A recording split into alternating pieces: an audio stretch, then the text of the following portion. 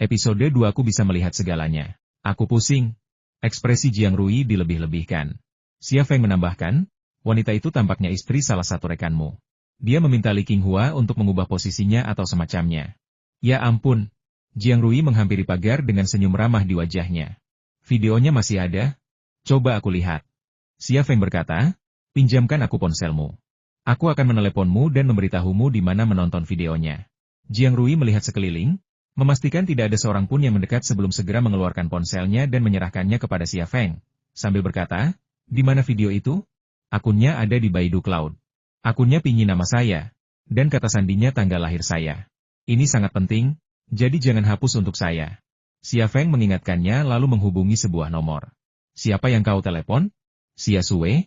Atau Emma Xiaoan? Jiang Rui sangat penasaran siapa yang akan dihubungi Xia Feng saat ini. Dia temanmu.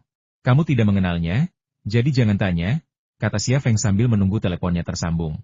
Tidak ada dering, dan panggilan tersambung 5 detik kemudian. Halo, siapa kamu? Suara seorang wanita terdengar dari telepon, dingin, penuh godaan, dan kewaspadaan. Ini aku, Xia Feng, kata Xia Feng, apakah kamu masih mengingatku? Tentu saja aku ingat. Aku meneleponmu tadi malam, tapi kamu tidak menjawab. Xia Feng kemudian teringat panggilan yang diterimanya kemarin di rumah sakit dari nomor tak dikenal. Ia mengira itu dari seorang penjual asuransi, jadi ia mengabaikannya. Ia tidak pernah menyangka itu Long Bing yang menelepon. Maaf, katanya, aku tidak tahu itu kamu, jadi aku tidak menjawab. Long Bing bertanya, mengapa kamu meneleponku dengan telepon orang lain saat ini? Begini, Xia Feng ragu sejenak, aku sedang dalam masalah, apa kau bisa membantuku? Kamu ada di mana? Kantor polisi distrik Beigong kota Haizu. Tunggu aku, 1/4 jam. Setelah berkata begitu, Long Bing menutup telepon. Namun, Xia Feng tetap menelepon, tak mampu pulih untuk beberapa saat. Ia mengira Long Bing akan bertanya apa masalahnya, tetapi Long Bing malah tidak peduli.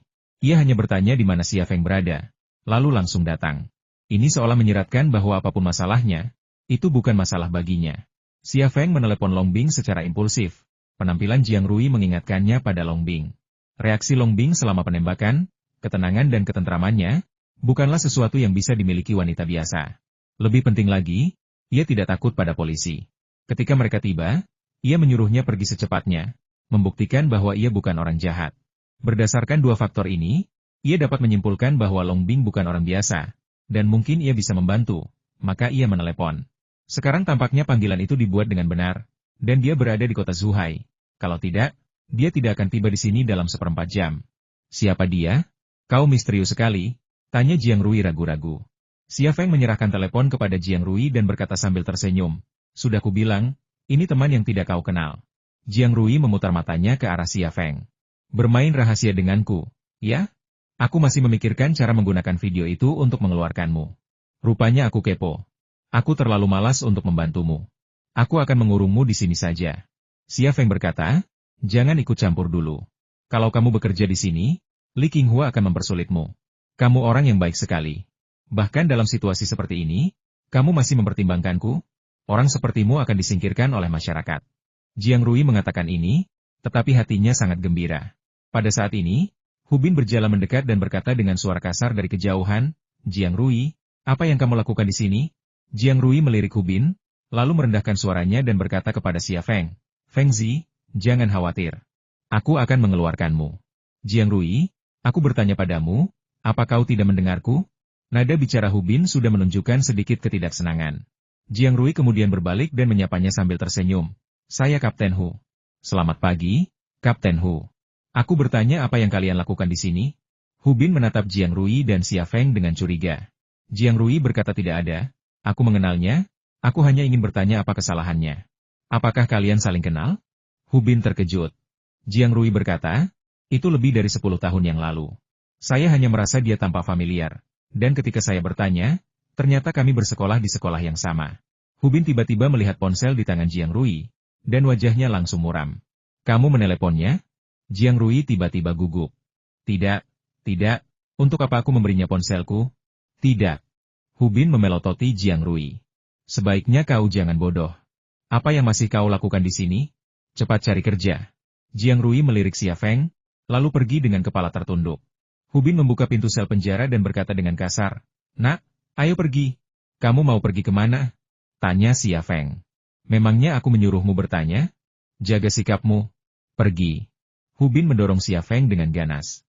Xia Feng dibawa ke ruang interogasi yang sama tempat dia datang tadi malam. Saat memasuki ruang interogasi, Hu Bin membanting buku catatan di tangannya ke meja. Tadi malam, Direktur Li hanya bersikap baik dan tidak ingin memukulmu. Seandainya kau bijaksana, mengakui kejahatanmu, menandatangani namamu, dan tidak akan terjadi apa-apa di antara kita. Kalau kau masih bersikap seperti tadi malam. Xia Feng bertanya, maksudmu, kalau aku tidak mengaku dan menandatangani pengakuanku, kau akan menyiksaku, kan? Sepertinya kau takkan belajar dari kesalahanmu kalau kau tidak bersabar sedikit. Hu Bin berbalik dan menunjuk ke dinding kaca. Kamera pengintai di dinding segera dimatikan. Tatapan Xia Feng beralih ke dinding kaca, dan kemampuan mata kirinya pun terbangun, menyebabkan dinding kaca itu menghilang. Ia melihat Li Qinghua berdiri di balik dinding kaca, dan juga melihat seorang polisi merekam video. Li Qinghua menatap ke ruang interogasi sambil menyeringai. Hu Bin tiba-tiba menendang Xia Feng. Xia Feng tiba-tiba ditendang ke tanah. Hu Bin tak berniat berhenti di situ. Ia pun bergegas maju dan menendang perut Xia Feng lagi. Xia Feng berguling-guling di tanah, menghindar dengan canggung. Ia bangkit dan mencoba mundur, tetapi menemukan dinding di belakangnya. Sialan, kau masih berani bersembunyi? Hu Bin mengayunkan tangannya dan meninju pipi Xia Feng. Di saat kritis itu, mata kiri Xia Feng berkedut tanpa sebab. Sesuatu yang aneh telah terjadi. Di mata kirinya, tinju Hu Bin tiba-tiba melambat. Kecepatan tinju, lintasannya, dan lokasi benturannya di pipinya, semuanya berada dalam kendalinya. Xia Feng berbalik sedikit dan dengan mudah menghindari pukulan Hu Bin. Sialan! Beraninya kau bersembunyi? Hu Bin sangat marah hingga melayangkan pukulan ke kepala Xia Feng. Setelah pukulannya meleset, ia menggunakan tangan kirinya untuk mengaitkan dagu Xia Feng. Namun kali ini Xia Feng masih mengelak. Hu Bin hampir gila karena amarah. Ia mengejar Xia Feng, tinjunya melesat ke arahnya. Namun, secepat apapun pukulannya, atau secanggih apapun sudut serangannya, pukulan-pukulan itu tak pernah bisa mengenai Xia Feng. Di bawah serangannya, Xia Feng terhuyung-huyung ke sana kemari seperti orang mabuk, tetapi setiap gerakannya tepat waktu, memungkinkannya menghindari pukulan dengan mudah. Hu Bin adalah seorang polisi yang telah menerima pelatihan profesional dalam bergulat dan bertarung, sementara Xia Feng seperti petinju profesional. Xia Feng jelas bukan petinju, dan ia juga tidak pernah menerima pelatihan tempur apapun. Kemampuannya untuk menghindar sepenuhnya berkat kekuatan mata kirinya. Jika mata kirinya tidak mampu mendeteksi pukulan Hu Bin, memberinya waktu untuk memprediksi di mana pukulan itu akan mendarat, ia pasti sudah dipukuli habis-habisan oleh Hu Bin sejak lama. Cepat, cepat, cepat. Xia Feng yang diborgol mengelak dan menggoda.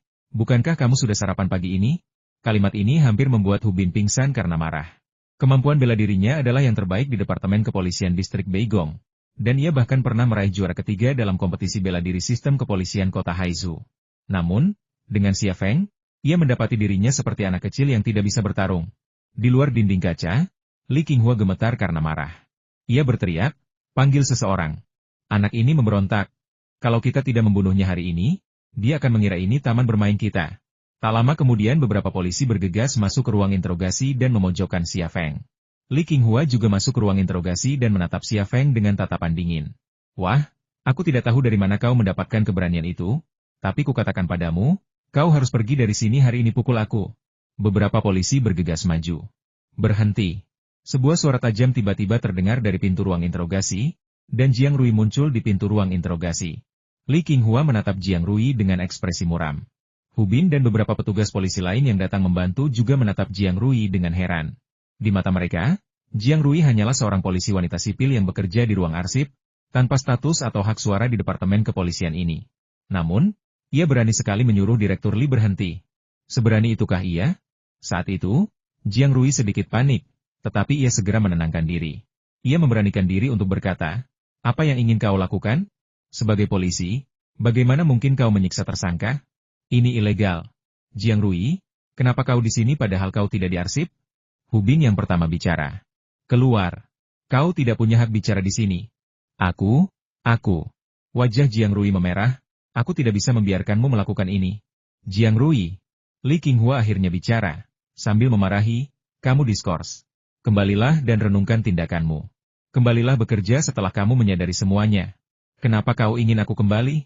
Aku tidak melakukan kelalaian apapun dalam tugasku, apalagi yang ilegal. Suara Jiang Rui semakin keras. Ada orang yang memanfaatkan posisi mereka untuk keuntungan pribadi. Omong kosong apa yang kau bicarakan? Li Qinghua dipukul di bagian yang sakit dan berkata dengan marah, keluar dari sini. Aku tidak akan pergi, aku akan tetap di sini. Bawa dia pergi. Li Qinghua memberi perintah. Hu Bin dan seorang polisi berjalan menuju Jiang Rui, siap menggunakan kekerasan.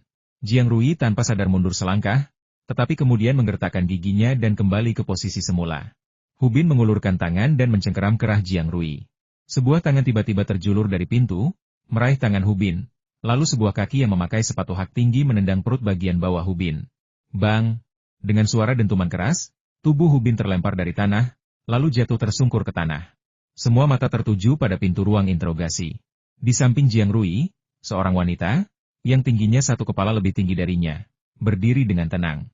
Rambut hitam panjangnya, gaun hitamnya, sepatu hak tinggi hitamnya, dan tas tangannya yang hitam warna-warna misterius dan gelap, auranya yang anggun dan dingin kehadirannya bagaikan hawa dingin Siberia, membekukan semua yang ada di ruangan itu. 1/4 jam, itulah yang Long Bing katakan pada Xia Feng. Sekarang setelah dia di sini, waktunya tepat 1/4 jam, tidak lebih atau kurang semenit pun. Xia Feng sangat senang dengan penampilan Long Bing, tetapi juga membuatnya terkejut. Ada sekelompok besar petugas polisi di ruang interogasi, dan begitu tiba, ia langsung menendang kapten tim investigasi kriminal kantor polisi itu hingga tersungkur ke tanah tanpa sepatah kata pun. Li Qinghua tertegun sejenak, lalu ia menjadi orang pertama yang tersadar. Ia meraung frustrasi, ini keterlaluan. Tangkap dia. Beberapa polisi kemudian bergegas menuju Long Bing. Long Bing tiba-tiba mengangkat rok panjangnya yang hitam, dan saat pahanya yang seputih salju terlihat, pistol yang dimasukkan ke paha bagian dalamnya jatuh ke tangannya dan diarahkan ke kepala Li Qinghua pada detik berikutnya. Beberapa polisi yang hendak menangkap orang tiba-tiba membeku, dan wajah Li Qinghua kehilangan semua warna. Long Bing berkata dengan dingin, menangkapku? Kau tidak memenuhi syarat. Pada titik ini, nadanya tiba-tiba menjadi galak. Semuanya, mundur. Lepaskan dia. Kau, permisi, siapa kau? Li Qinghua bukan orang bodoh. Wanita yang berani menodongkan pistol ke polisi di kantor polisi jelas bukan orang biasa. Dia pasti orang yang berkuasa. Sebelum mengetahui latar belakang wanita ini, dia tidak berani bertindak gegabah dan sikapnya pun berubah. Long Bing tidak menghargainya, kamu tidak memenuhi syarat untuk mengetahui identitasku. Li Qinghua berkata, ini sulit ditangani. Orang ini melakukan pemerasan, yang merupakan kejahatan yang sangat serius. Sekalipun ada yang mendukungnya, kita tetap harus mempertimbangkan martabat hukum, kan? Apa menurutmu kita bisa begitu saja membawa penjahat dari kantor polisi tanpa mengatakan apapun? Long Bing menatap Xia Feng. Apakah kamu benar-benar bersalah atas pemerasan?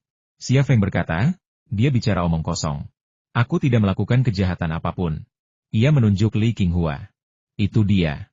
Dia memanfaatkan posisinya untuk terlibat dalam transaksi kekuasaan demi seks. Lebih jauh lagi, dia membiarkan keponakannya, Chen Chuanhu, melakukan kejahatan, termasuk pemaksaan kontrak proyek dan pembongkaran ilegal. Ini adalah kejahatan ekonomi. Omong kosong. Li Qinghua langsung murka, meraih kursi, dan melemparkannya ke arah Xia Feng. Berhenti. Jiang Rui tiba-tiba berteriak, apa yang dikatakan Xia Feng benar. Aku melihat video kamu dan wanita itu. Li Qinghua membeku di tempat, dan kursi yang dipegangnya tinggi-tinggi pun melayang di udara. Xia Feng menatap Jiang Rui dengan heran. Ia tahu bahwa dengan melakukan ini, Jiang Rui telah melupakan pekerjaan dan masa depannya. Senyum aneh muncul di bibir Long Bing. Pantas saja kau ingin menangkap seseorang. Apa kau menginginkan video itu? Omong kosong. Li Qinghua berusaha sekuat tenaga menyembunyikan amarah dan kepanikannya. Ia menatap Jiang Rui dengan tajam. Jiang Rui, tahukah kau omong kosong apa yang kau bicarakan? Di mana kau melihat video ini? Aku. Jiang Rui berkata dengan cemas ketika melihat Li Qinghua hendak memukul Xia Feng dengan kursi. Li Qinghua yang berteriak padanya tiba-tiba menjadi malu lagi dan tidak berani mengatakan apa yang ingin dia katakan dengan santai. Li Qinghua meletakkan kursinya dan terus menekan Jiang Rui. Jiang Rui, kau harus berpikir jernih. Kau adalah petugas polisi dari kantor polisi distrik Beigong. Apa kau ingin bersekongkol dengan penjahat? Aku. Jiang Rui menundukkan kepalanya, tidak berani menatap mata tajam Li Qinghua. Long Bing menepuk bahu Jiang Rui. Pak Polisi, apakah semua yang Anda katakan itu benar? Jangan takut. Jika yang Anda katakan itu benar, saya jamin dalam 5 menit dia tidak akan lagi menjadi kepala Anda. Anda tidak perlu takut padanya sama sekali. Semua mata tertuju pada Long Bing. Dia bisa memecat kepala kantor polisi distrik Beigong hanya dalam 5 menit. Nada bicara macam apa itu? Jiang Rui melirik Xia Feng, dan tampaknya telah mengumpulkan keberanian saat ini. Ia berkata, aku melihatnya di Baidu Cloud Drive Xia Feng. Xia Feng dituduh secara keliru. Jiang Rui, Li Qinghua sangat marah sehingga dia bergegas maju dan menampar pipi Jiang Rui. Long Bing mengangkat tangannya, dan pistol di tangannya langsung menempel di dahi Li Qinghua. Coba gerakan lagi. Li Qinghua tak berani bergerak, keringat dingin terus mengucur di dahinya. Ia terus menebak-nebak identitas wanita asing di depannya, namun ia tak dapat menebaknya. Saat itu, Long Bing membuka tas tangannya dan mengeluarkan ponselnya.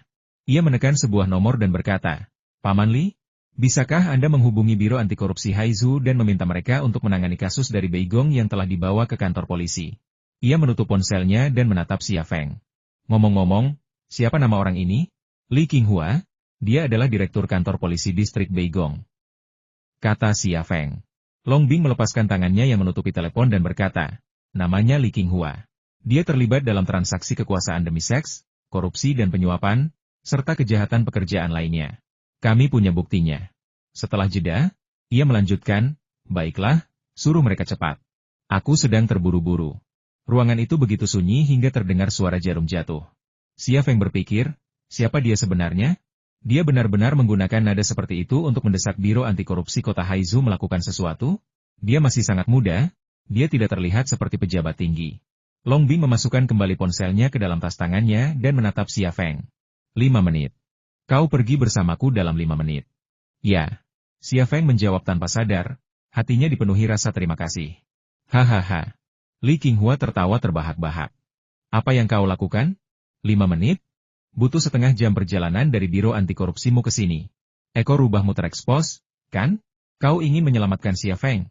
Jadi kau berpura-pura jadi orang penting, kan? Kurasa kau hanya pencuri wanita yang memancing di air keruh. Long Bing tidak berkata apa-apa, dia hanya melihat jam di tangannya. Kenapa kau masih berdiri di sana? Tangkap mereka bertiga, teriak Li Qinghua. Polisi itu saling berpandangan, tetapi tidak seorang pun bergerak. Li Qinghua berteriak pada Jiang Rui lagi. "Jiang Rui, sekarang aku perintahkan kamu untuk segera menghapus video yang menuduhku secara palsu." Jiang Rui juga tidak bergerak. Faktanya, semua orang dapat melihat bahwa meskipun Li Qinghua tampak normal di permukaan, dia sebenarnya panik dan takut. Li Qinghua menunjuk Long Bing lagi. "Bukankah kau bilang aku akan keluar kelas dalam 5 menit? Nah, sudah berapa menit berlalu? Kalau aku baik-baik saja dalam 5 menit, aku akan membuatmu membayarnya." Begitu ia selesai berbicara, seorang polisi wanita muncul di pintu sambil memegang faks. Terkejut dengan situasi di ruang interogasi, ia terdiam sejenak sebelum tersadar.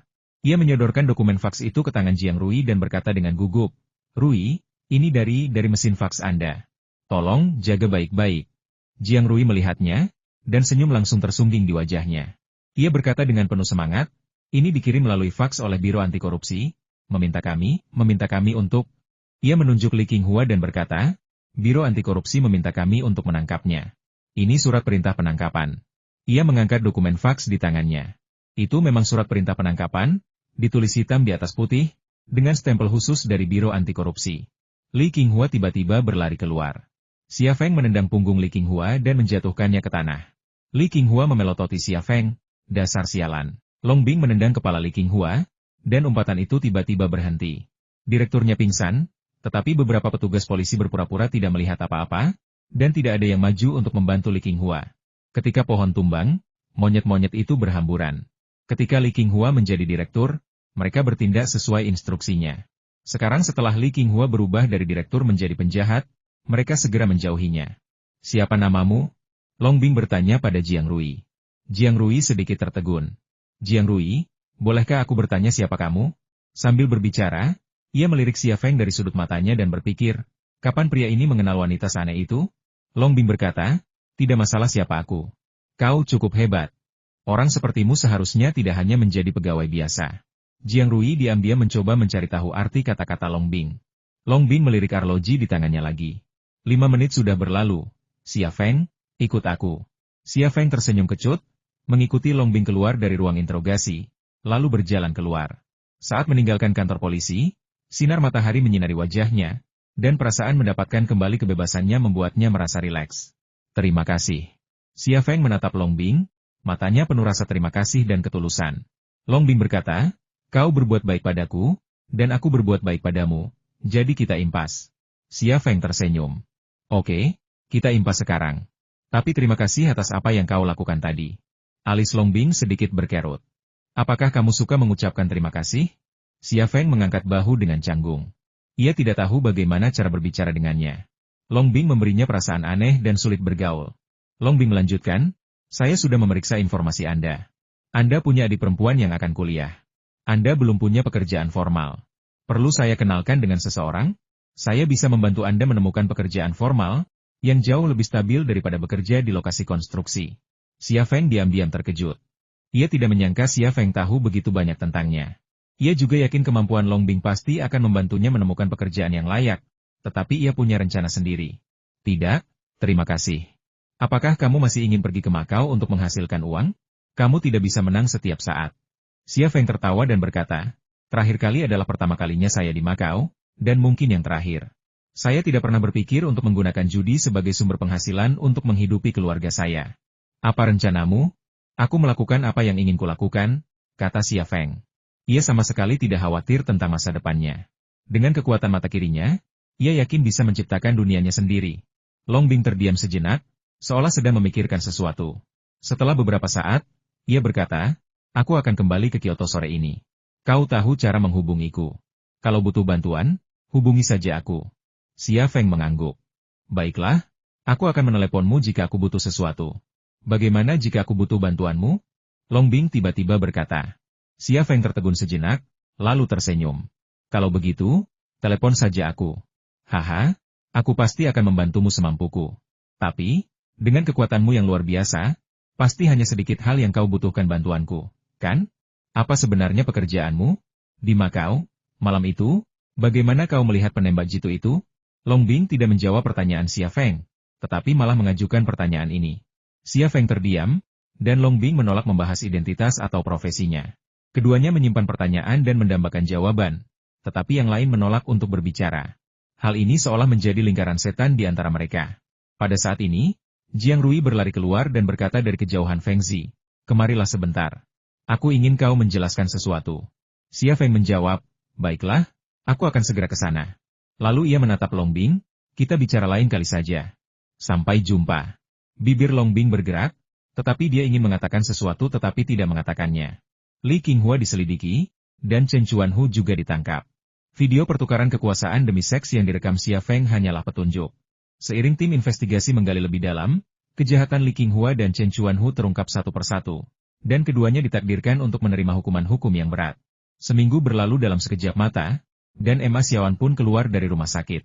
Ia benar-benar membeli MacBook Pro untuk Xia Sui dan mengirimkannya ke rumah Xia Feng. Xia Sui berkata ia tidak berani menerimanya. Tetapi Emma Xiaoan memaksa Xia Sui untuk menggunakan komputer tersebut. Kakak, lihat dia. Xia Sui menatap Xia Feng untuk meminta bantuan. Ambil saja. Kamu sudah membelinya, dan akan merepotkan untuk mengembalikan uangnya, kata Xia Feng. Terima kasih, Kakak An. Xia Sui langsung tersenyum. Ia sebenarnya sangat menginginkan komputer ini. Xia Feng juga tersenyum, merasa sangat senang. Nak, masaklah beberapa hidangan. Kita akan tetap di sini untuk makan siang hari ini. Dia sudah dirawat di rumah sakit selama seminggu dan pasti sudah tidak sabar untuk pergi. Xia Sui berkata, baiklah, aku akan melihat apa yang ada di kulkas. Kalau kurang, aku akan pergi ke supermarket dan membeli beberapa. Emma Xiaoan tersenyum dan berkata, aku benar-benar rakus beberapa hari ini. Makanan di rumah sakit sangat buruk. Xiao Sui, kamu harus membuatkanku babi rebus. Aku paling suka babi rebusmu. Kamu sudah gemuk sekali, tapi masih ngidam babi rebus? Tapi aku tetap akan membuatnya untukmu, kata Xia Sui. Ruangan itu dipenuhi tawa. Sudah lama sekali keluarga ini tidak segembira dan sebahagia ini. Ding ling ling, ding ling ling, ponsel Xia Feng tiba-tiba berdering. Orang yang menelepon adalah Jiang Rui. Feng Zi, kamu di mana? Xia Feng berkata, aku di rumah. Ada apa? Jiang Rui berkata, cepat turun. Aku akan menunggumu di gerbang komunitas. Ada yang ingin kubicarakan denganmu. Baiklah, tunggu sebentar, aku akan segera turun. Xia Feng menutup telepon dan berkata, Jiang Rui bilang dia ingin bertemu denganku. Aku akan pergi melihatnya. Sebuah mobil polisi terparkir di pintu masuk kompleks perumahan, dan Jiang Rui berdiri di sampingnya. Ia mengenakan seragam polisi wanita, dengan tubuh montok dan pinggang ramping, yang sangat memanjakan mata. Entah kenapa, setiap kali Xia Feng melihatnya, dia merasa ingin melihat ke arahnya.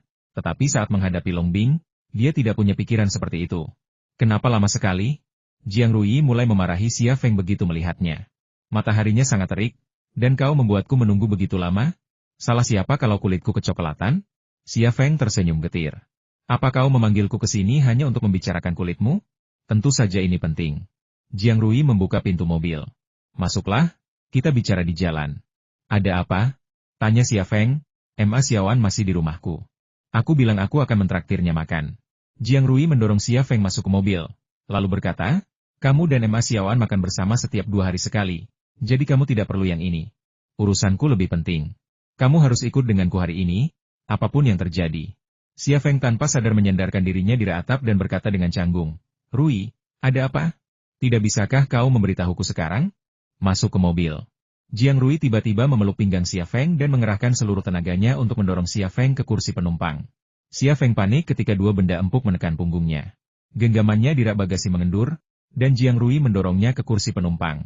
Entah kenapa, ia tiba-tiba teringat bermain dengan Jiang Rui saat kecil. Jiang Rui selalu menggunakan trik ini, tiba-tiba mencengkeramnya dari belakang dan membantingnya ke tanah atau mendorongnya ke sungai, lalu menertawakannya dengan gembira. Tapi itu hanya terjadi saat mereka masih kecil. Sekarang mereka berdua sudah dewasa. Jadi mengapa ia masih melakukannya? Jiang Rui masuk ke dalam mobil, menyalakan mesin, dan mengendarai mobil polisi menjauh dari gerbang komunitas. Rasanya mustahil untuk kembali makan malam dengan Ma Xiaoan, jadi Xia Feng menelepon Ma Xiaoan dan memintanya makan malam dengan Xia Sui. Tetapi dia tidak mau kembali. Dia pikir Ma Xiaoan akan mengeluh, tetapi dia tidak menyangka Ma Xiaoan akan tertawa. Dia terlihat sangat jahat, dan dia tidak tahu apa yang ditertawakannya. Setelah menelepon, Xia Feng merasa lega. Rui, bisakah kau memberitahuku sekarang? Jiang Rui membuka tas tangan di samping kursi pengemudi, mengeluarkan segepok uang dan meletakkannya di paha Xia Feng. Tumpukan uang ini 10.000 yuan, bahkan segel banknya pun belum dilepas. Xia Feng tertegun sejenak, lalu bertanya dengan nada bercanda, Rui, apa kau akan mendukungku? Ah, bah, siapa yang akan mendukungmu? Wajah Jiang Rui langsung memerah. Aku masih menunggu seseorang untuk mendukungku. Hanya orang bodoh yang akan mendukungmu. Lalu apa motifmu memberiku 10.000 yuan? Tanya Xia Feng. Ini bonus yang baru saja saya terima untuk kasus Li Qinghua dan Chen Chuanhu, kata Jiang Rui. Xia Feng berkata, aku mengerti. Tapi ini bonusmu. Kenapa kau memberikannya padaku? Aku tidak bisa mengambil uangmu. Jiang Rui memelototi Xia Feng. Siapa bilang aku akan memberikannya padamu? Aku sudah merencanakan bonus ini. Aku akan membelikanmu 1 set kosmetik L'Oréal Paris, beberapa gaun cantik, kacang pinus Brasil, dendeng sapi, durian. Beli apapun yang kau suka. Xia Feng berkata dengan murung, lalu apa maksudmu dengan memukulku?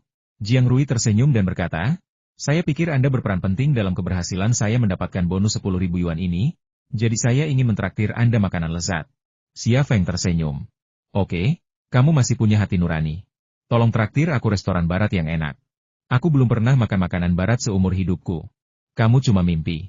Anggaran untuk makan ini cuma 200 yuan. Ayo kita ke restoran Sichuan, kata Jiang Rui. Xia Feng, Jiang Rui memukul Xia Feng dan terkekeh, kau masih jujur sekali. Kau percaya semua yang kukatakan. Aku mentraktirmu makan malam bukan hanya karena aku mendapat bonus $1, tapi juga karena aku punya kebahagiaan yang luar biasa untuk dibagikan denganmu. Xia Feng memutar matanya ke arahnya. Bukankah itu karena kamu akhirnya menemukan seseorang?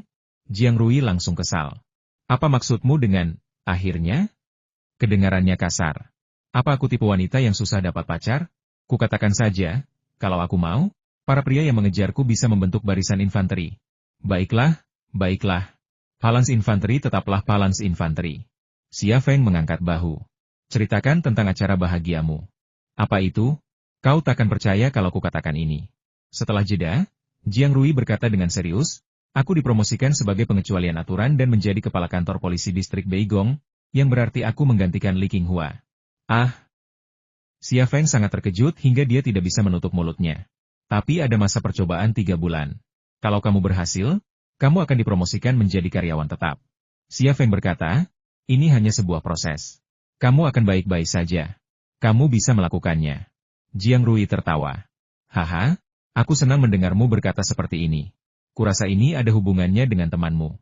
Bagaimana menurutmu? Xia Feng menggelengkan kepalanya.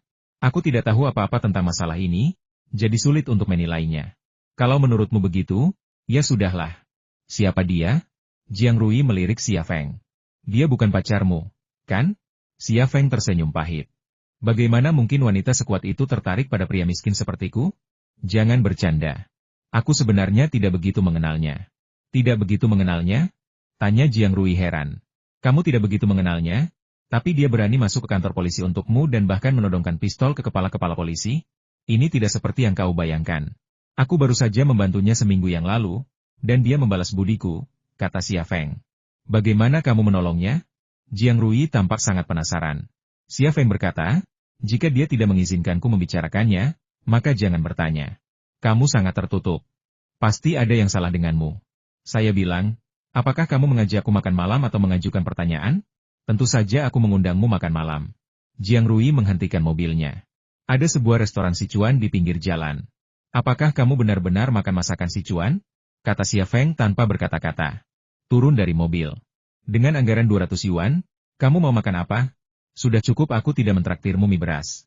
Jiang Rui keluar dari mobil, meregangkan badan, dan tampak sangat tidak senang. Pada saat itu, mata kiri Xia Feng sedikit berkedut. Jiang Rui, yang berdiri di bawah sinar matahari, tiba-tiba berubah menjadi sosok ramping dan putih, bagaikan gunung yang menjulang tinggi dan air yang dangkal, menggairahkan, dengan ekspresi sensual yang penuh. Tatapannya terpaku di tempat yang salah, seperti lebah yang bertengger di jantung bunga, enggan pergi karena aroma manisnya. Kenapa kau menatapku seperti itu? Keluar dari mobil. Jiang Rui tidak tahu apa yang telah terjadi di mata Xia Feng. Ia mendesak Xia Feng untuk keluar dari mobil. Xia Feng akhirnya tersadar. Ia mengalihkan pandangannya, dan senyum pahit muncul di sudut mulutnya. Mengapa ia tak bisa menahan keinginan untuk melihat Jiang Rui? Jiang Rui mengunci mobilnya dan menuju ke sebuah restoran Sichuan di pinggir jalan. Xia Feng mengikutinya, melirik bokongnya yang montok terselip di balik rok seragamnya. Ia takut tergoda untuk melakukannya lagi.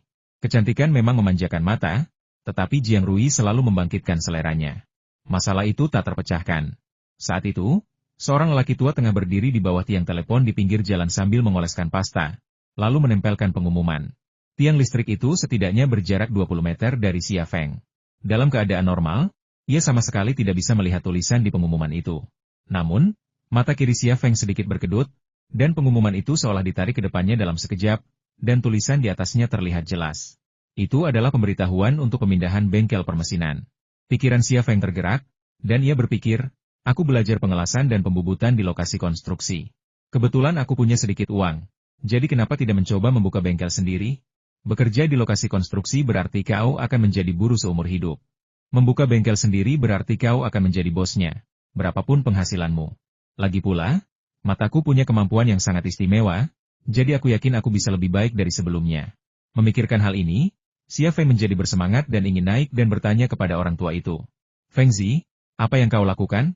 Teriak Jiang Rui, ayo pesan makanan, aku lapar. Setelah makan malam, kau masih harus menemaniku membeli baju. Cepatlah. Xia Feng mendesah pelan, diam-diam menuliskan informasi kontak dan alamat pada pemberitahuan itu, lalu memasuki restoran Sichuan. Setelah makan malam, Jiang Rui ingin mengajak Xia Feng berbelanja pakaian. Xia Feng berusaha keras mencari alasan untuk menolaknya, tetapi Jiang Rui menerima telepon dari kantor polisi yang memintanya untuk menangani kasus darurat. Sial sekali. Aku masih liburan. Bagaimana bisa kau menyuruhku kembali bekerja? Jiang Rui tampak kesal setelah menjawab telepon. Xia Feng terkekeh dan berkata, kamu sekarang direkturnya. Cepat tangani kasusnya. Pekerjaan lebih penting. Bagaimana caramu kembali? Tanya Jiang Rui. Bagaimana kalau aku mengantarmu pulang dulu, baru kembali ke kantor polisi? Xia Feng berkata, tidak perlu. Tidak jauh. Aku bisa jalan kaki saja kembali. Baiklah, aku pergi dulu. Ingat untuk berbelanja denganku besok. Jiang Rui menunjuk hidung Xia Feng. Jangan cari alasan untuk menolak. Tidak ada alasan yang akan berhasil. Xia Feng, matahari sore menyinari jalanan dan ganggang, membuat setiap langkah terasa seperti berada di dalam kapal uap. Xia Feng menerjang terik matahari dan akhirnya menemukan bengkel permesinan yang tercantum dalam pemberitahuan pengalihan. Bengkel itu terletak di pintu masuk sebuah gang tua, menghadap jalan utama, dan menawarkan transportasi yang nyaman. Pemberitahuan transfer yang sama juga terpasang di pintu masuk bengkel permesinan. Pria tua yang memasang pemberitahuan transfer di tiang telepon pada siang hari itu sedang mengemasi barang-barangnya di bengkel dan tidak menyadari Xia Feng mengintip dari ambang pintu. Xia Feng mengamati toko itu dengan tenang. Ia memperhatikan bahwa, meskipun lokasinya agak terpencil, toko itu ramai dan sering dilalui pejalan kaki. Di toko itu terdapat mesin bubut CS6140B merek Jinji, yang tampak 60% hingga 70% baru. Ia pernah menggunakan mesin bubut jenis ini sebelumnya, saat bekerja di pabrik pengolahan. Mesin ini dirancang untuk komponen-komponen kecil dan menawarkan presisi serta kepraktisan yang sangat baik. Toko itu juga memiliki mesin las dan pemotong tabung gas, sehingga peralatannya cukup lengkap. Mengenai tokonya, ia bisa langsung membelinya dan memulai bisnis dengan sedikit persiapan. Setelah melihat peralatan dan perkakas di toko, serta situasi di sana, Xia Feng mendapatkan gambaran kasar. Baru kemudian ia melangkah masuk ke bengkel permesinan. Pria tua itu kemudian memperhatikan Xia Feng. Ia menatap Xia Feng dan bertanya dengan ragu, "Anak muda, apakah Anda di sini untuk memproses sesuatu?" "Tidak, aku datang ke sini untuk bicara denganmu," kata Xia Feng. "Aku melihat pemberitahuan transfer yang kau pasang, dan aku tertarik." Senyum tiba-tiba muncul di wajah lelaki tua itu.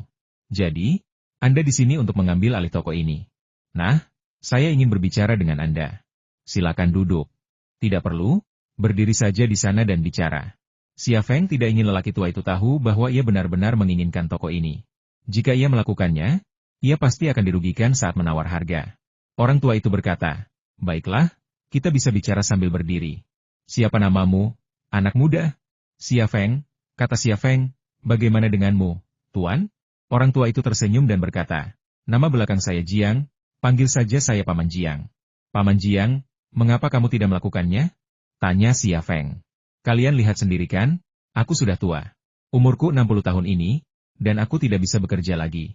Penglihatanku juga kurang bagus. Aku selalu salah saat memproses sesuatu untuk orang lain. Aku tidak punya energi untuk bekerja lagi. Aku ingin pulang kampung dan memeluk cucu-cucuku. Haha, aku sudah bekerja keras seumur hidupku, dan sudah waktunya aku menikmati beberapa tahun yang damai dan tenang." Paman Jiang tampak sangat ceria. "Bagaimana bisnis toko ini?" tanya Xia Feng lagi. Paman Jiang berkata, "Lumayan. Setelah membayar sewa, tagihan listrik, dan biaya lainnya, saya bisa menghasilkan sekitar 80.000 hingga 90.000 yuan sebulan. Kalau bukan karena penglihatan saya yang kurang baik, saya pasti enggan berhenti. Anak muda, kalau keahlianmu bagus, saya yakin bisnismu akan semakin maju." Xia Feng tersenyum dan berkata, "Dengan keahlian yang baik, bisnis pasti akan berjalan lancar." "Paman, jangan bertele-tele. Saya ingin membeli toko Anda." "Berapa harganya?" Paman Jiang menyentuh dagunya dan berkata, "Baiklah, mari kita lakukan ini." Tepat pada saat itu, seorang pria dan seorang wanita tiba-tiba masuk, dan Paman Jiang pun menutup mulutnya. Xia Feng memperhatikan pasangan itu. Pria itu, mengenakan setelan jas yang dirancang rapi, berusia sekitar 30 tahun, dengan tubuh tegap. Wajah dan tatapannya agak garang, memancarkan aura yang agak tidak bersahabat. Wanita itu, yang berusia pertengahan 20-an, tampak dewasa dan seksi. Ia mengerutkan kening begitu masuk, seolah-olah lingkungan dan orang-orang di sana membuatnya tidak nyaman. Pria berjas itu berkata, "Siapa bosnya?" Paman Jiang berkata, "Ya, saya mau. Bolehkah saya bertanya apa yang bisa saya bantu?" Pria berjas itu berkata, "Ada yang perlu dilas." Lalu ia mengedipkan mata pada gadis seksi di sebelahnya. Wanita seksi itu kemudian membuka tas kerja dan mengeluarkan sebuah kantong kain merah. Ia membuka kantong itu, memperlihatkan sebuah benda yang terbungkus kain merah. Benda itu adalah kunci besi cor yang sangat tua, panjangnya sekitar 7 inci, dengan pola aneh di permukaannya. Kunci itu telah patah menjadi 2, dan dilihat dari bekasnya, tidak jelas kapan kunci itu patah. "Kamu bisa mengelas?"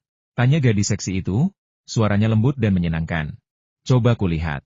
Paman Jiang berjalan mendekat dan mengulurkan tangan untuk mengambil kunci besi cor itu. Pria berjas itu tiba-tiba mencengkeram pergelangan tangan Tuan Jiang. "Benda ini sangat penting. Saya tidak mau pekerjaan pengelasan yang asal-asalan.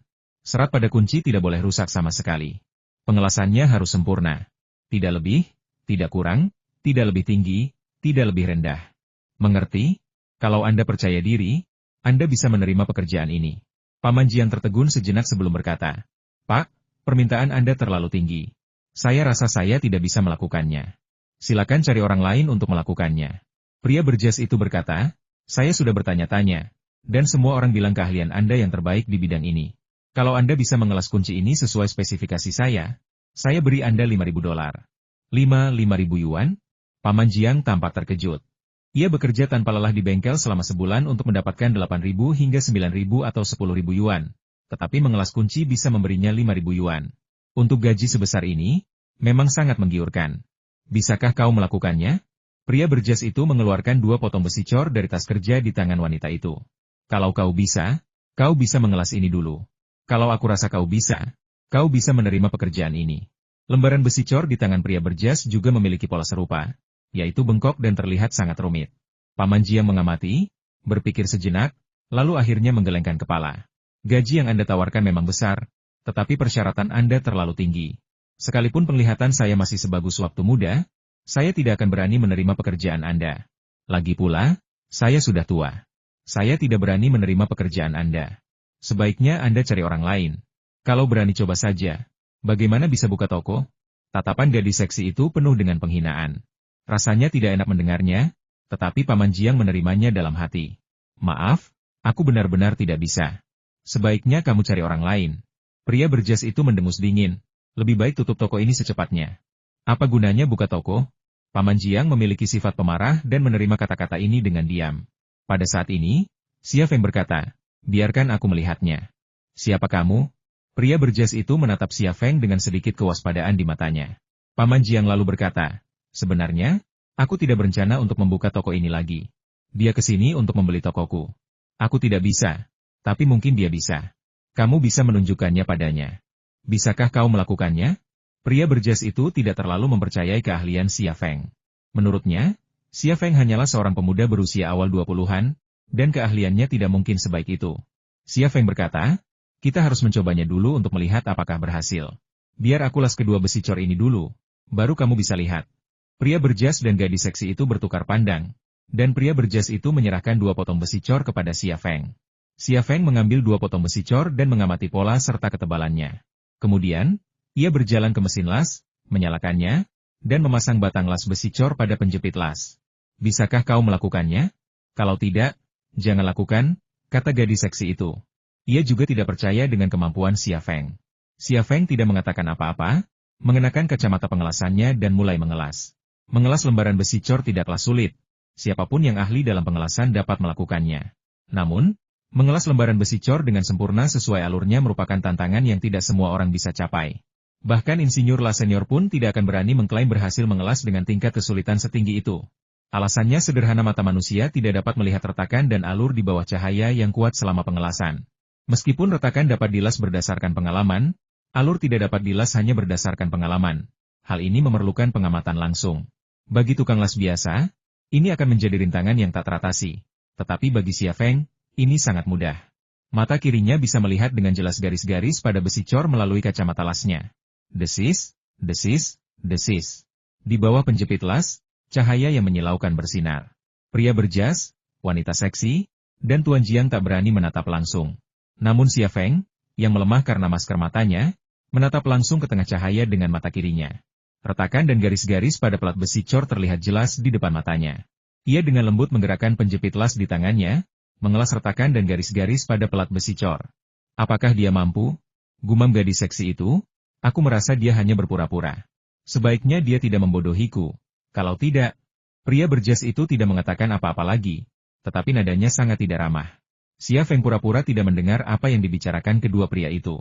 Ia tidak mau mengambil langkah itu demi mendapatkan 5.000 yuan, melainkan ingin melihat seberapa efektif kemampuan mata kirinya bekerja. Terlebih lagi, ia ingin mengambil alih toko itu.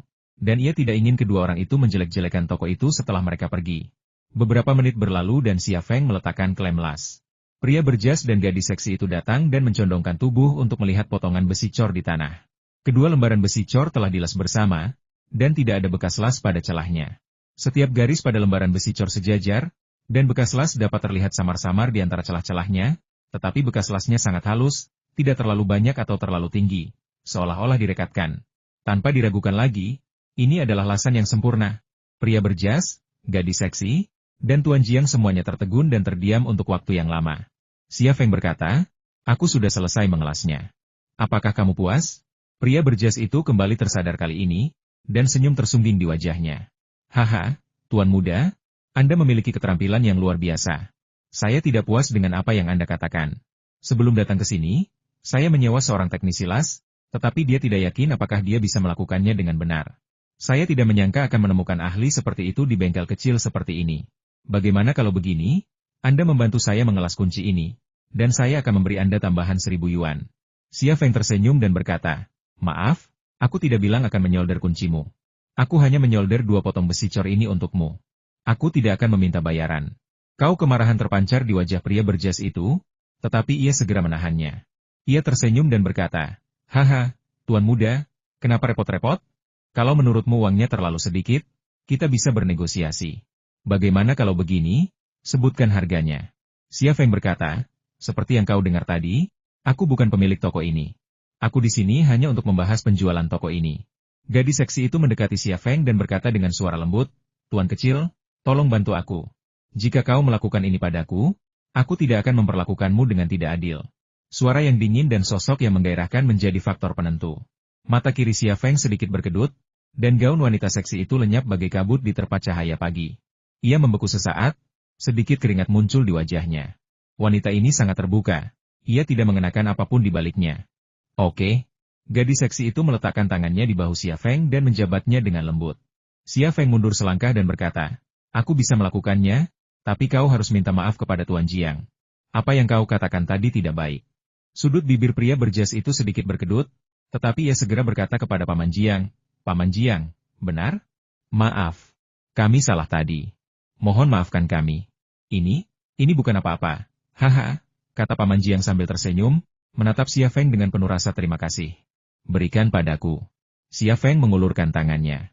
Gadis seksi itu kemudian menyerahkan kunci besi cor yang dibungkus kain merah kepada Xia Feng. Matanya penuh dengan antisipasi. Xia Feng berjalan ke mesin las lagi dan mengambil klem las serta kacamata las. Dia bisa mengelas 2 lembar besi cor tadi, jadi dia juga bisa mengelas kunci ini. Desis, desis, desis. Berkat pengalamannya, Xia Feng mampu mengelas kunci lebih cepat kali ini dibandingkan dengan mengelas pelat besi cor sebelumnya. Pengelasan selesai dalam waktu kurang dari 5 menit, dan hasilnya bahkan lebih baik dari sebelumnya. Pria berjas itu dengan bersemangat menggenggam kunci besi cor yang masih panas dengan kain merah, mengamati lasan dan serat kayunya. Lalu ia berkata kepada wanita di sampingnya, beri dia $6.000 dan kita akan pergi. Tanpa berkata sepatah kata pun, gadis seksi itu mengeluarkan 6.000 yuan dari dompetnya dan memberikannya kepada Xia Feng. Xia Feng menyerahkan uang itu kepada Pak Tua Jiang, tetapi Pak Tua Jiang melambaikan tangannya berulang kali. Tidak, anak muda, bagaimana aku bisa mengambil uang ini? Jika aku mengambilnya, wajahku yang tua akan hancur. Uang ini hasil kerjamu, simpan saja untuk dirimu sendiri. Xia Feng tersenyum dan berkata, kalau begitu aku akan tinggal. Saat keduanya tengah berbincang, pria berjas dan gadis seksi itu sudah pergi tanpa mengucapkan sepatah kata pun. Ini sangat misterius dan aku tidak tahu untuk apa, gumam Pak Tua Jiang. Xia Feng sebenarnya cukup bingung. Ia berpikir, kunci itu pasti sudah berumur ratusan tahun, kan? Kenapa bisa patah? Dan kenapa kedua orang ini datang ke tempat terpencil ini untuk mencari ahli las? Anak muda, mari kita lanjutkan pembicaraan kita, kata Pak Tua Jiang. Xia Feng tersenyum dan berkata, baiklah, Tuan, sebutkan saja harganya. Pak Tua Jiang berkata, awalnya, saya ingin menjualnya seharga 110.000. Seperti yang Anda lihat, dengan semua peralatan ini, pelabuhan di sini, dan sewa 2 tahun, harga ini sangat wajar. Namun, melihat keahlian Anda, saya mengagumi Anda sepenuh hati. Saya telah menggeluti bisnis ini seumur hidup, dan belum pernah melihat orang dengan keahlian sebaik Anda. Sudah takdir saya menyerahkan toko yang telah mendampingi saya selama separuh hidup ini kepada Anda. Bagaimana kalau begini? Anda cukup memberi saya 105.000. Terima kasih, Tuan. Xia Feng juga sangat lugas. Setelah semua formalitas selesai, hari sudah hampir gelap. Xia Feng memanggil Emma Xiaoan dan menceritakan apa yang terjadi, membuat Emma Xiaoan tertegun. Kak, dari mana kamu dapat uang sebanyak itu? Kamu beli toko ini sekaligus? Apa nggak terlalu mendadak? Ekspresi Emma Xiaoan agak berlebihan. Jangan khawatir soal uang. Aku hanya bertanya apakah kamu tertarik bekerja denganku, kata Xia Feng. Tentu saja. Aku sudah pernah kemanapun kau pergi selama beberapa tahun terakhir. Kita, saudara, selalu bersama.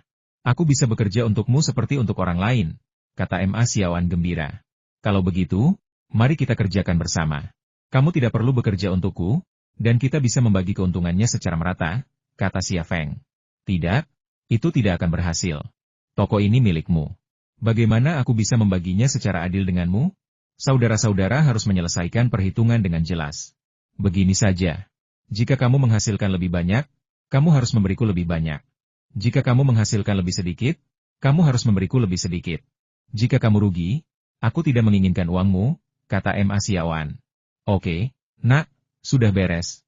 Aku akan membeli beberapa peralatan lagi, lalu merenovasi tokonya dan kita bisa membukanya, kata Xia Feng sambil tersenyum. Apakah kamu sudah memikirkan nama untuk tokonya? Tanya Emma Xiaoan. Xia Feng berpikir sejenak dan berkata, baiklah, Nama belakangku Feng, dan nama belakangmu MA, jadi mari kita sebut saja studio Feng MA. Tidak bagus, kata Emma Xiaoan. Apakah kamu punya sesuatu yang lebih baik? Xia Feng menatap Emma Xiaoan dengan rasa ingin tahu. Emma Xiaoan tersenyum dan berkata, nama belakangmu Feng, dan nama belakang calon kakak iparmu adalah Jiang. Jadi kita harus menyebutnya studio Feng Jiang. Pergilah ke neraka. Xia Feng menamparnya, tetapi Emma Xiaoan berhasil menghindarinya. Keduanya sangat bahagia memiliki studio sendiri. Rasanya seperti orang-orang yang telah lama berkelana di luar tiba-tiba memiliki rumah. Mereka berdua membereskan barang-barang yang berserakan di toko, lalu merapikannya. Baru setelah Xia Sui menelepon untuk mengajak mereka makan malam, mereka pulang dengan sepeda motor Qianjiang 125 yang sudah usang. Malam itu, Xia Feng memesan beberapa peralatan dan perkakas secara daring, menghabiskan puluhan ribu lagi. Ia sudah menghabiskan hampir semua uang kemenangannya dari Makau. Bahkan setelah uangnya habis, ia merasa lebih tenang. Dengan studionya sendiri, meskipun ia tidak perlu menghasilkan banyak uang, pekerjaan dan penghasilannya pasti akan lebih stabil daripada sebelumnya. Lebih penting lagi, dengan kemampuan mata kirinya, jika ia bisa mengukir namanya di industri ini, ia mungkin bisa membangun sesuatu yang besar. Malam itu, Xia Feng tidur nyenyak. Ia memimpikan Jiang Rui dan kemudian Long Bing. Keduanya cantik dan lembut. Ia telah melihat semua rahasia mereka. Kemudian, dengan canggung, ia berganti pakaian dalam baru. Keesokan paginya, Xia Feng makan bubur lalu keluar. Begitu sampai di bawah tangga, ia bertemu Jiang Rui yang sedang berjalan menaiki tangga dengan kepala tertunduk. Jika ia tidak minggir, Jiang Rui pasti sudah menabraknya dengan kepala lebih dulu. Rui, ada apa denganmu? Kenapa kamu terlihat begitu lesu pagi-pagi begini? Tanya Xia Feng. Oh, aku baru saja akan pergi ke rumahmu untuk mencarimu. Jiang Rui tersenyum begitu melihat Xia Feng. Jangan tersenyum padaku. Tersenyumlah padaku, dan tidak akan ada hal baik yang terjadi. Xia Feng berkata, biar ku jelaskan, aku tidak punya waktu untuk berbelanja denganmu hari ini. Jika kau benar-benar membutuhkan seseorang untuk menemanimu, aku akan membiarkan Xiao Sui pergi bersamamu. Buat apa beli baju lagi? Aku juga nggak bakal senang kalau kamu pakai jubah naga. Jiang Rui mengerutkan kening lagi. Apa yang telah terjadi? Jiang Rui buru-buru berkata, bukankah aku ditelepon untuk pergi ke TKP kemarin saat kita makan siang? Kita sedang menangani kasus yang rumit, dan para petinggi telah mengeluarkan surat perintah hukuman mati, memberi cabang kita waktu seminggu untuk menyelesaikannya atau mereka akan memecatku sebagai direktur. Kasus apa? Gak seserius itu, kan? Bagaimana mungkin ini tidak serius? Profesor Zhang Boqing, tokoh terkemuka di komunitas arkeologi kota Haizu, dibunuh di rumahnya 2 hari yang lalu. Jenazahnya ditemukan kemarin oleh pembantunya yang baru pulang dari kampung halamannya. Modus pembunuhannya sangat canggih. Tidak ada jejak yang tertinggal di tempat kejadian perkara. Bahkan terminal kamera pengawas pun disita. Kita tidak punya petunjuk apapun untuk memecahkan kasus ini. Wajah Jiang Rui dipenuhi kesedihan. Feng Zi, menurutmu apa yang harus kulakukan? Hal semacam ini memang sangat merepotkan, tapi aku tidak bisa membantumu, kata Xia Feng. Siapa bilang kau tidak bisa membantu? Aku datang ke sini justru untuk meminta bantuanmu. Xia Feng berkata dengan heran. Saya? Saya bukan polisi, juga bukan detektif swasta. Ada yang bisa saya bantu? Jiang Rui berkata, apa kau tidak kenal seorang wanita dengan latar belakang yang sangat penting? Wanita yang menodongkan pistol ke kepala Li Qinghua terakhir kali. Aku memikirkannya semalaman. Dia sangat kuat dan memiliki latar belakang yang hebat. Dia pasti bisa membantuku melewati masa sulit ini. Xia Feng, Feng Zi, tolong bantu aku. Kau tak sanggup melihatku jadi direktur hanya seminggu, kan? Jiang Rui menggenggam tangan Xia Feng dan menjabatnya dengan lembut, tampak seperti anak manja. Xia Feng bingung harus tertawa atau menangis. Aku tidak kenal dia. Dia tidak mungkin bisa membantuku dalam hal seperti ini, kan? Saat itu, ia tiba-tiba teringat sesuatu. Tunggu, kau baru saja bilang ada peninggalan budaya yang hilang. Peninggalan budaya apa yang hilang? Itu sebuah kunci. Jantung Xia Feng berdebar kencang, dan dia bertanya dengan cemas, kunci apa? Kelihatannya seperti kunci besi, berumur ratusan tahun. Jiang Rui menatap Xia Feng. Kenapa kau bertanya begitu? Xia Feng tersenyum dan berkata, saya kebetulan melihat kunci itu. Jiang Rui terkejut dan bertanya, apakah kamu melihat kunci itu? Bagaimana mungkin? Xia Feng menceritakan apa yang terjadi kemarin sore. Cepat, cepat, ikuti aku. Jiang Rui menarik Xia Feng menuju tempat parkir komunitas. Kau mau membawaku kemana? Jiang Rui berkata dengan penuh semangat, ikut aku ke kantor polisi. Aku punya foto kuncinya di kantorku, juga beberapa materi yang telah diteliti Profesor Zhang tentangnya. Kau boleh melihatnya.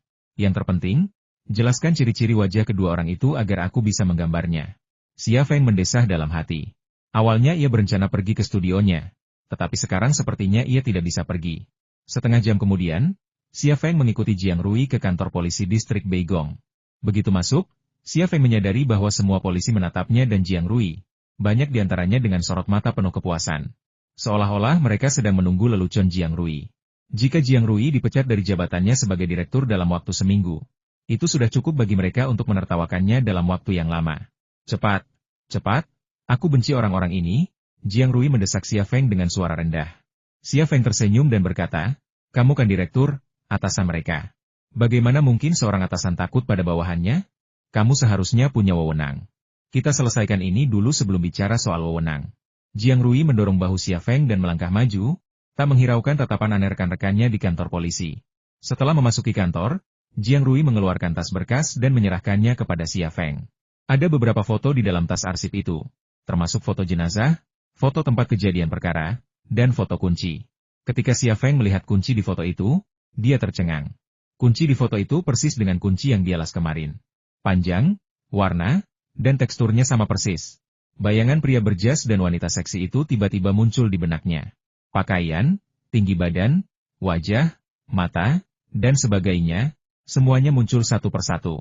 Seolah-olah ia kembali ke waktu dan ruang kemarin sore dan melihat mereka berdua secara langsung di toko Patua Jiang. Apa yang terjadi? Bagaimana aku bisa mengingatnya sejelas itu? Rasanya seperti melihat foto dua orang.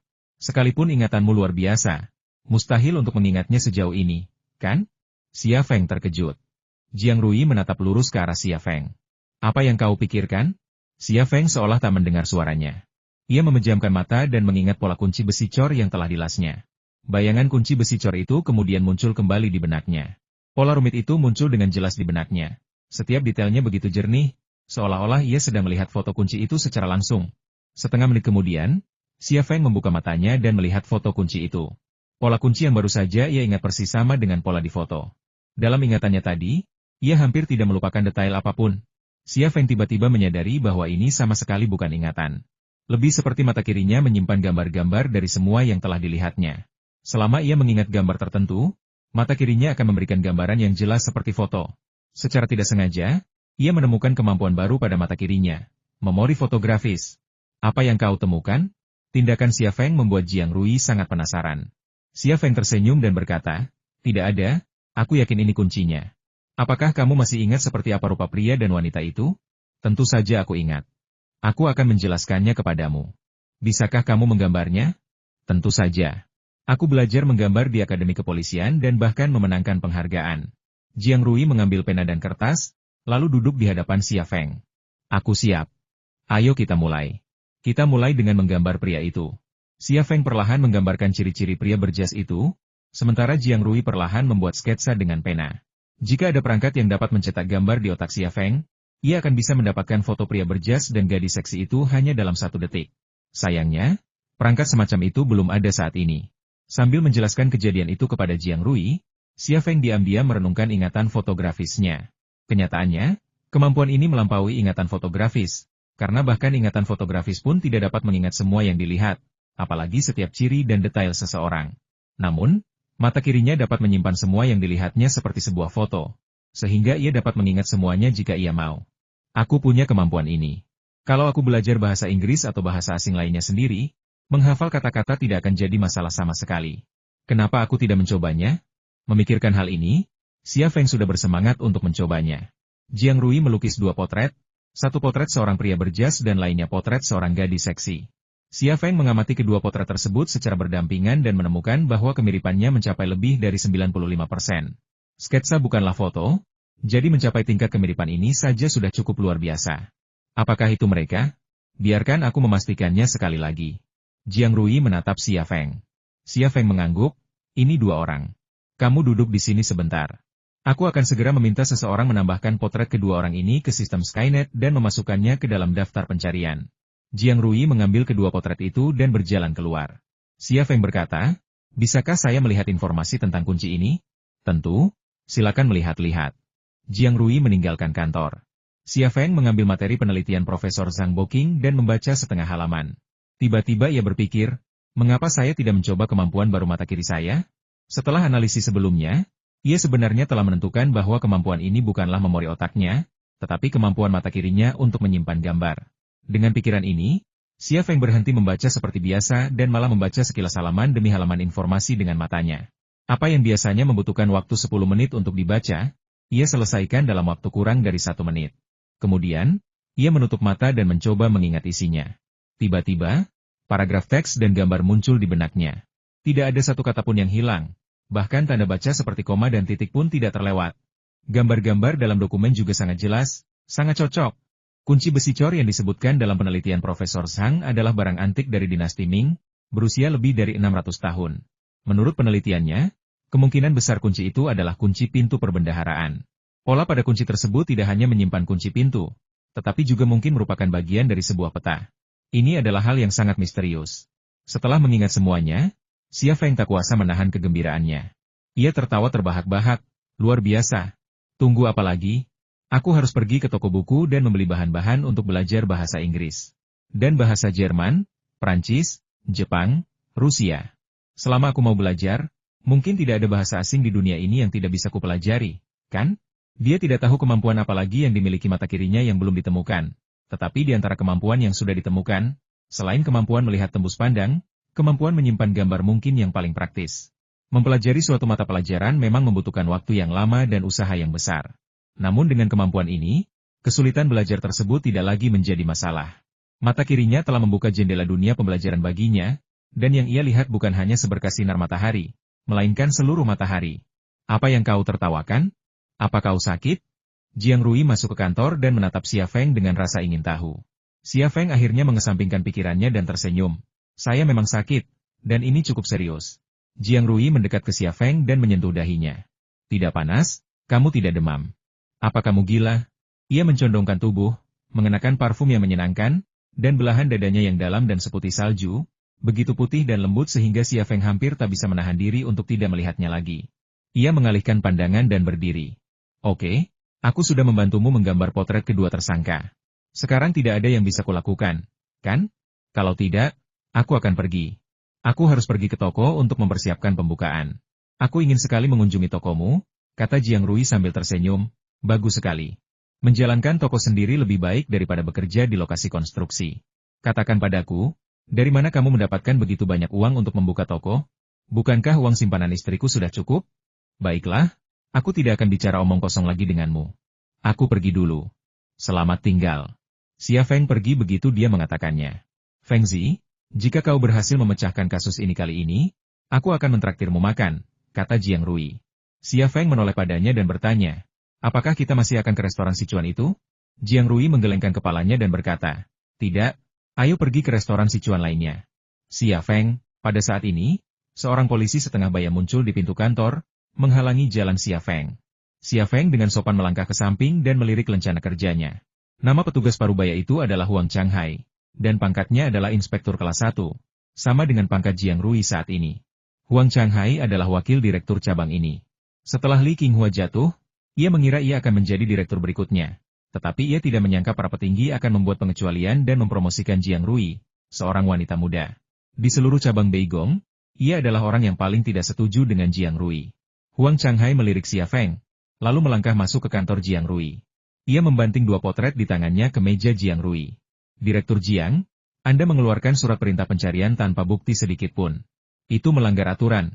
Bahu Jiang Rui sedikit gemetar mendengar kata-kata kasarnya, dan suaranya bahkan sedikit bergetar saat berbicara. Direktur Huang, bukti apa yang Anda butuhkan? Teman saya melihatnya dengan mata kepalanya sendiri, tidak ada keraguan tentang itu. Temanmu? Huang Changhai berbalik dan menatap Xia Feng. Ia tiba-tiba teringat bahwa pemuda di depannya adalah orang yang menjatuhkan Li Qinghua. Jiang Rui melambaikan tangan pada Xia Feng. Feng Zi, beritahu Direktur Huang apa yang kau ketahui. Senyum masam tersungging di bibir Xia Feng. Ia berpikir, kau benar-benar pengecut sebagai direktur. Kau seperti harimau betina di hadapanku, tapi seperti kelinci di hadapan orang lain. Kau benar-benar hebat. Ia bergumam dalam hati, tetapi raut wajahnya tetap tenang. Ia berkata, lihat, kedua tersangka ini datang kepadaku kemarin, dan aku membantu mereka menyolder kunci yang dicuri dari rumah Profesor Zhang. Apa yang kau tahu? Siapa kau? Apa aku sudah bertanya? Huang Changhai memarahi Xia Feng. Xia Feng tertegun sejenak, lalu marah. Apa aku bicara denganmu? Siapa kau? Aku bicara dengan Direktur Jiang. Apa hubungannya denganmu? Aku hanya bicara dengan direktur. Aku tidak peduli dengan wakil direktur atau semacamnya. Kau wajah gemuk Huang Changhai langsung memerah. Ia paling benci dipanggil wakil direktur, tapi pria di depannya ini selalu saja menyinggung perasaannya. Jiang Rui berkata dengan canggung Feng Zi, jangan seperti ini. Xia Feng berkata, dan kamu? Aku tidak mengatakan hal buruk tentangmu. Tapi kamu seorang direktur, pangkatmu lebih tinggi darinya, tapi dia datang kepadamu dan marah. Apa haknya? Huang Changhai menunjuk hidung Xia Feng dan berkata, nak, tunjukkan rasa hormatmu padaku. Xia Feng mencibir, aku hanya menghormati mereka yang pantas dihormati. Lupakan saja. Jangan pikir aku tidak tahu apa yang kau pikirkan. Jiang Rui telah menemukan petunjuk untuk memecahkan kasus ini, dan kau khawatir dia akan menyelesaikannya dalam seminggu dan mengamankan posisinya sebagai kepala biro, membuatmu tidak punya harapan untuk menggantikannya, kan? Mulut Huang Changhai berkedut 2 kali, tetapi ia tak bisa berkata-kata. Xia Feng benar-benar menebak apa yang dipikirkannya. Jiang Rui tiba-tiba menggambar potret tersangka, dan ia panik. Itulah sebabnya ia datang ke kantor Jiang Rui untuk membuat keributan, berharap dapat menghambat kemajuan Jiang Rui dalam memecahkan kasus tersebut. Xia Feng berkata, kau menerima gaji dari pemerintah, tapi alih-alih memikirkan cara menyelesaikan kasus ini, kau malah menyeret kami demi keuntungan pribadimu. Aku benar-benar malu padamu. Kalau kau tidak mau menyelesaikan kasus ini, polisi macam apa kau ini? Tahukah kau kenapa para petinggi lebih memilih Rui daripada kau?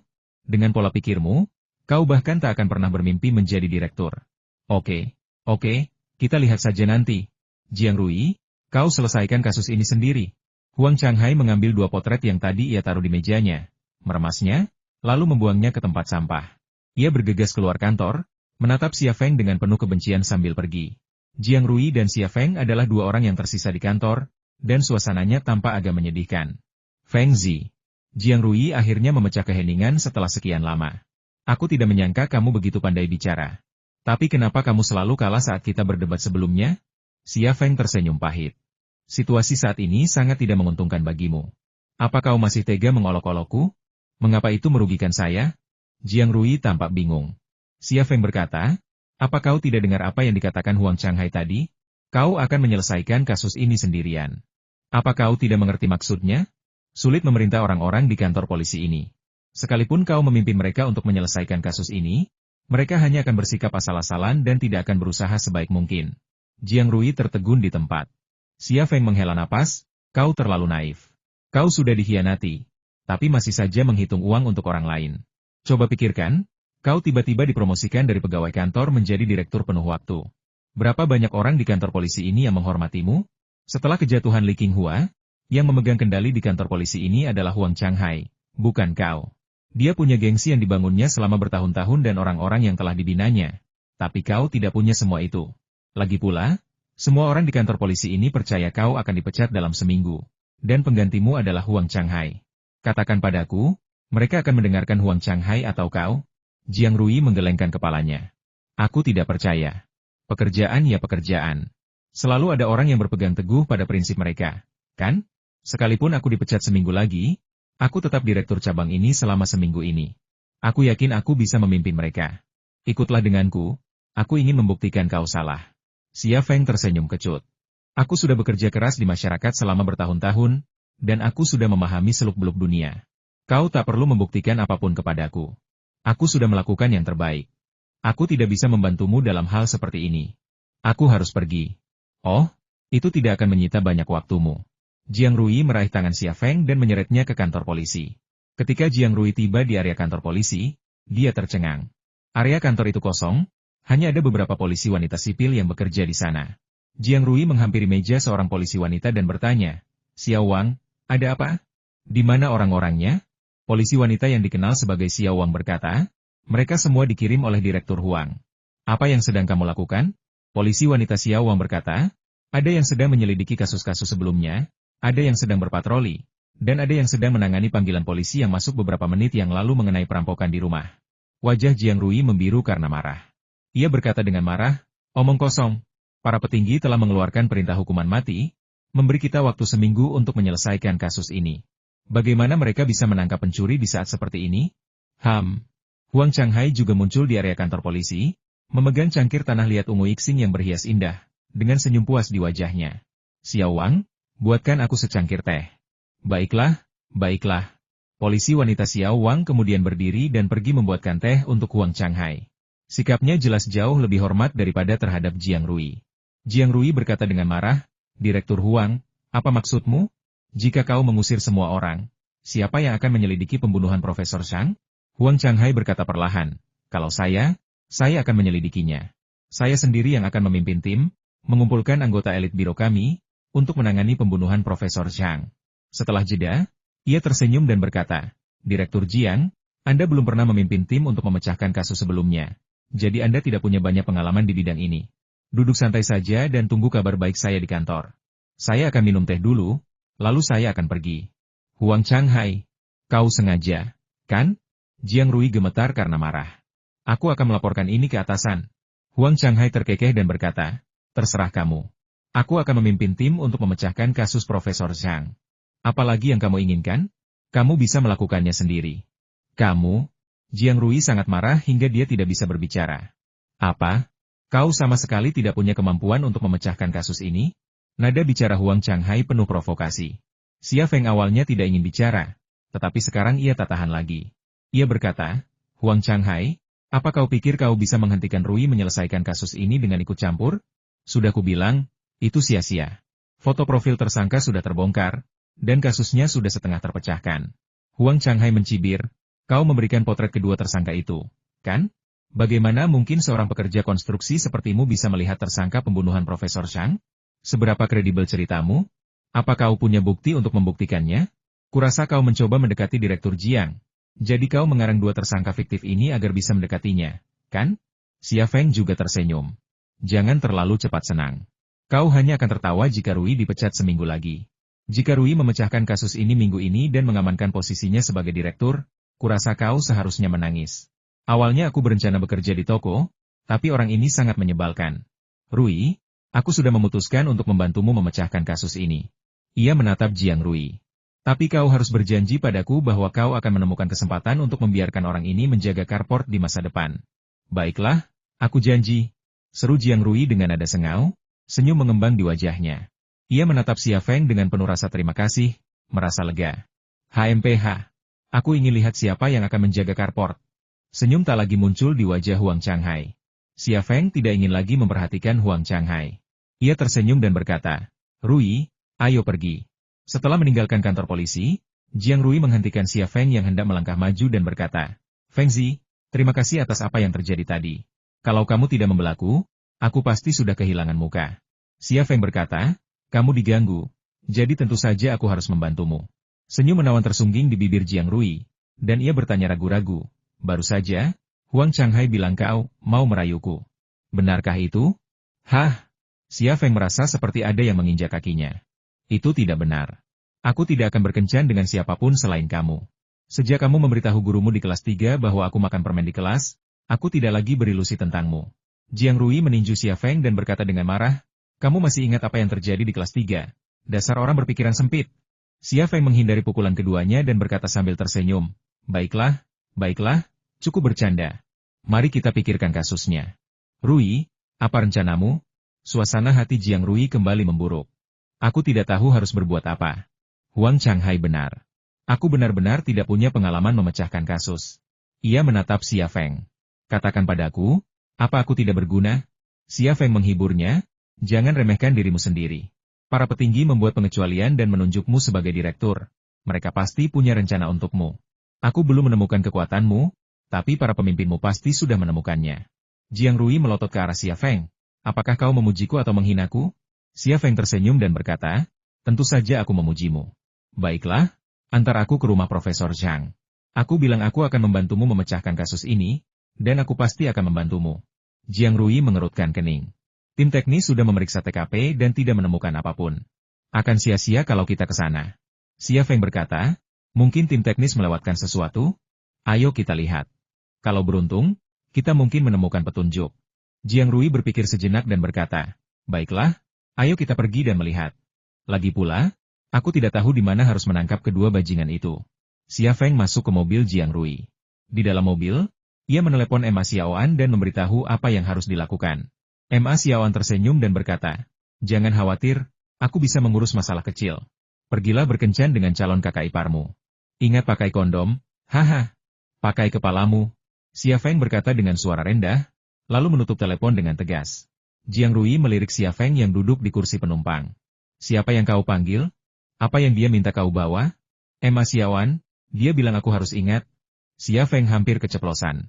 Ia langsung teringat sesuatu dan berkata, dia bilang aku harus ingat bawa uang. Bawa uang? Untuk apa kamu butuh uang? Jiang Rui tiba-tiba menyunggingkan senyum manis. Feng Zi, kamu mau traktir aku makan? Ajak aku makan makanan barat. Aku tahu restoran barat yang punya steak enak. Xia Feng memutar matanya dengan jengkel dan berkata, makan kepalamu, kendarai mobilmu. Pria pelit, gerutu Jiang Rui, aku sedang mengajarimu cara mendekati wanita. Bagaimana kau bisa mendekati wanita kalau kau pelit sekali?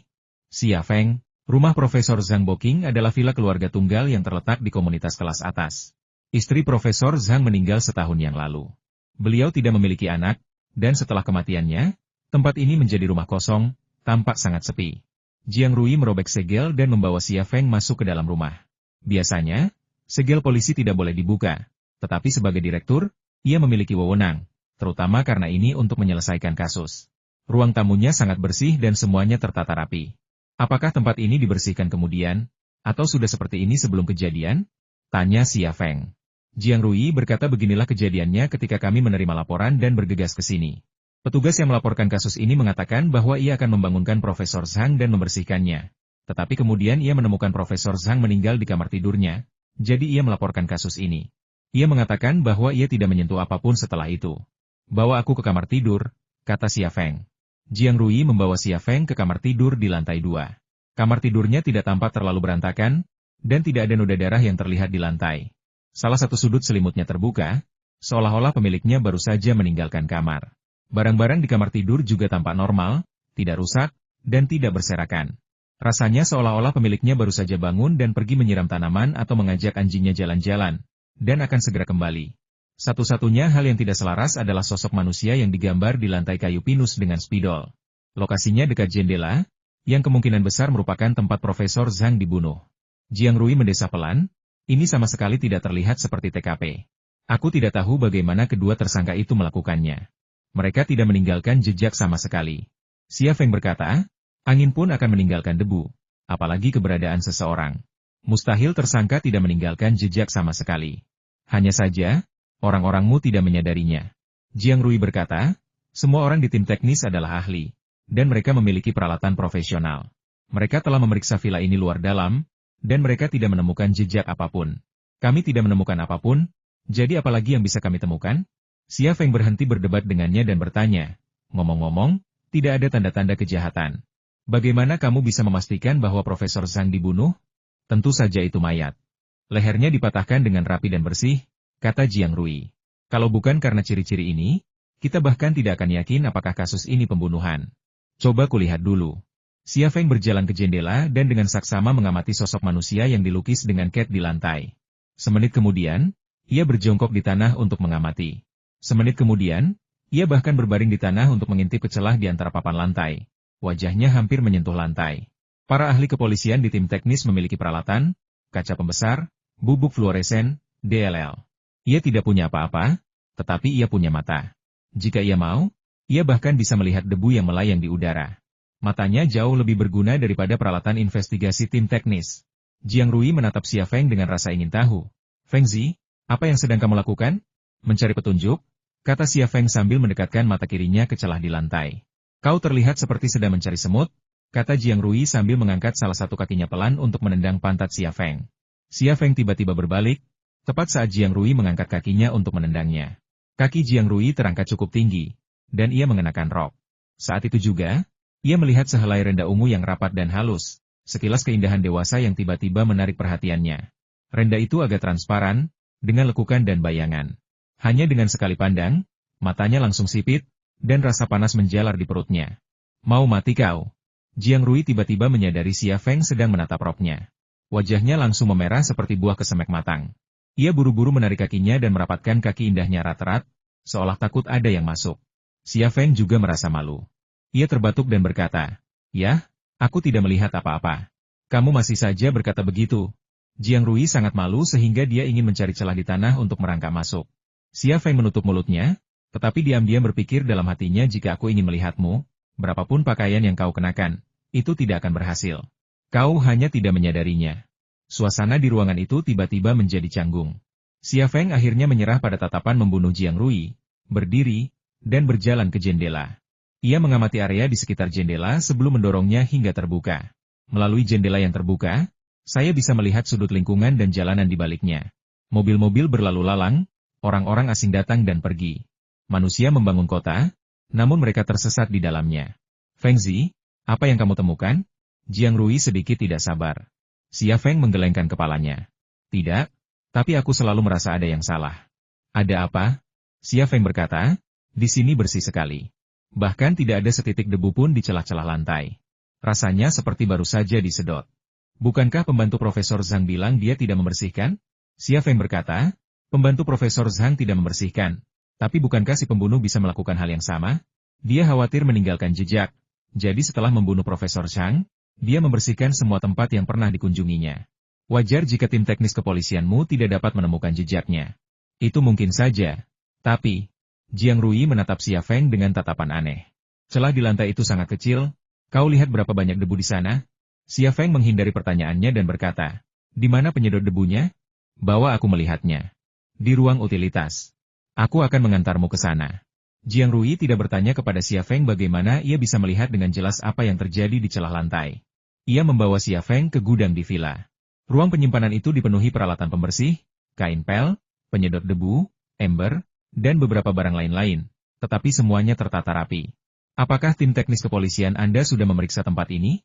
Tanya Xia Feng. Jiang Rui berpikir sejenak, seorang rekan datang melihatnya, tetapi dia hanya melihatnya sekilas dan tidak memeriksanya dengan saksama. Xia Feng berjalan mendekati pel, mata kirinya sedikit berkedut. Gagang kayu pel tiba-tiba membesar di mata kirinya, dan setiap detail permukaan kayu tampak sangat jelas dalam penglihatannya. Ia tidak menggunakan kaca pembesar, tetapi ia bisa melihat lebih jelas daripada menggunakan kaca pembesar. Gagang pelnya sangat bersih, tanpa sidik jari atau sedikit pun jejak noda air. Kecurigaan Xia Feng semakin kuat, si pembunuh pasti sudah membersihkan tempat kejadian perkara, dan bahkan sudah mengelap semua peralatan pembersih setelahnya. Inilah satu-satunya penjelasan yang masuk akal, karena jika pembantu Profesor Zhang yang membersihkan, ia pasti sedang beristirahat, bukan mengelap gagang pel. Feng Zi, tingkahmu aneh sekali hari ini. Tadi kamu berbaring di lantai memandangi retakan-retakan di lantai, dan sekarang kamu malah melihat kain pel. Apa kamu membantuku memecahkan kasus ini? Jiang Rui semakin penasaran. Jangan bicara. Xia Feng berjalan menuju penyedot debu. Jiang Rui cemberut tak puas. Kau terlihat seperti detektif, tapi kau belum pernah melakukan ini sebelumnya, kan? Kau bisa melakukannya? Kalau tidak menemukan apa-apa, ayo kita jalan-jalan di luar. Kalau beruntung, kita mungkin bisa bertemu kedua tersangka itu. Hei, aku sedang bicara denganmu, kau bisa mendengarku? Dia jelas tidak mau diam, tetapi Xia Feng melakukannya. Sementara Jiang Rui mengomel, ia sudah selesai memeriksa gagang penyedot debu. Hasilnya sama gagangnya juga telah dibersihkan, seolah-olah baru saja keluar dari pabrik. Tatapannya tiba-tiba tertuju pada tempat sampah penyedot debu. Plastik hitam tempat sampah itu langsung menghilang dari pandangannya, dan isinya pun terlihat. Tempat sampah itu belum dibersihkan, dan masih ada beberapa kotoran, termasuk debu dan serat karpet. Sebuah paku kecil dan sehelai rambut yang tersangkut di celah tiba-tiba menarik perhatian Xia Feng. Tak hanya itu, ia juga melihat jejak darah merah tua di paku itu. Meskipun si pembunuh sangat licik dan hati-hati, dia tetap meninggalkan bukti. Tetapi siapa lagi yang bisa menemukan bukti seperti itu kecuali Xia Feng, yang memiliki kemampuan kewaskitaan? Xia Feng tak kuasa menahan senyum. Meskipun ia bukan detektif dan sama sekali tak punya pengalaman detektif, dengan kemampuan mata kirinya yang luar biasa, ia memang detektif sejati. Apa yang kamu tertawakan? Jiang Rui penuh dengan pertanyaan. Xia Feng tidak mengatakan apa-apa. Ia mengeluarkan tangki debu dari penyedot debu dan berjalan keluar. Apa yang sedang kamu lakukan? Jiang Rui mengusir Xia Feng keluar dari gudang. Xia Feng kembali ke ruang tamu, mengambil koran, membuka tempat sampah, dan membuang sampah ke atas koran. Kemudian, ia dengan hati-hati mengikis debu dan serat karpet, memperlihatkan serpihan kecil kuku yang tersembunyi di dalamnya. Kenapa kamu tidak mengatakan apa-apa? Jiang Rui tidak memperhatikan potongan kuku kecil itu, dan dia tidak mengerti apa yang dilakukan Xia Feng. Xia Feng dengan hati-hati membungkus paku kecil itu dengan tisu dan mengambilnya. Ia lalu menyerahkannya kepada Jiang Rui dan berkata sambil tersenyum, lihat, ini bukti yang ditinggalkan si pembunuh. Ini, kamu? Jiang Rui menatap paku-paku di tisu itu dengan takjub. Xia Feng berkata, Darah di kuku ini pasti darah si pembunuh.